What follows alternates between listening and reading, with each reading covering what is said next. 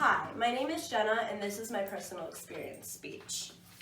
Josh Billings once said, "A dog is the only thing on earth who loves you more than he loves himself."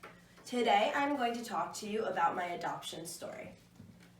I adopted about a year ago a Chihuahua named Marvin, who you've probably heard about in my other speech.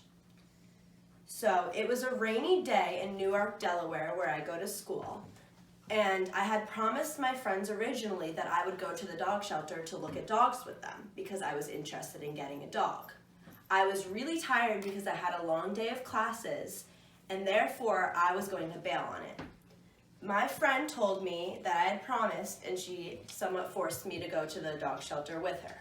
We drove 30 minutes to Wilmington, Delaware, and pulled up upon a small storage unit looking place. We walked in and we were overwhelmed by the smell that came out of this animal shelter. This place seriously looked like it needed some serious updating and beautification help.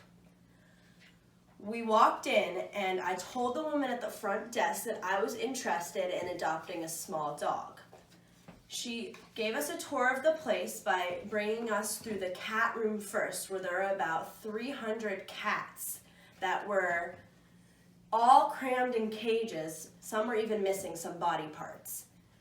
We came across the dog room, and it looked like a normal shelter, like what you would expect, with a bunch of big dogs and unfortunately a ton of pit bulls.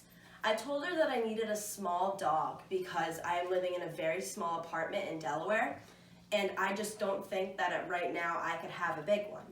So she took me into a closet where there were crates stacked on top of each other with about 20 small dogs in there.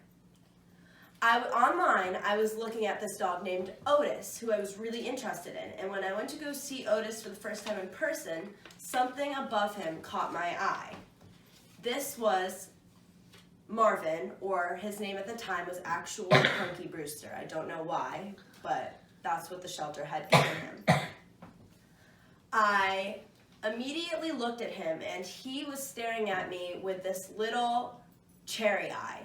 He had an issue with his eyes and was going to need surgery. I honestly felt bad, so I decided to play with him. He was the most loving, cutest dog, and I immediately fell in love with him. But I had come there for Otis, and I knew that I had to play with Otis next. When I played with Otis, he was completely uninterested. He peed in the room and just didn't really feel like it was a good match.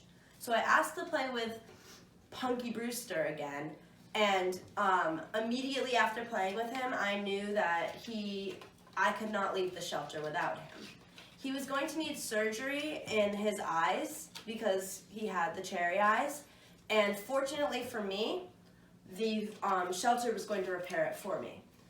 So I put in an adoption application for him, and within 2 days it was approved.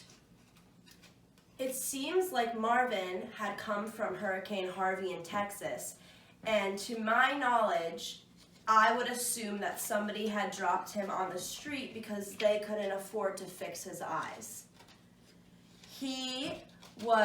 I picked him up on the Friday after his surgery and brought him home. And about a week later, we learned that the shelter had lied about his eye surgery because the other eye came out and I had to get him surgery at home.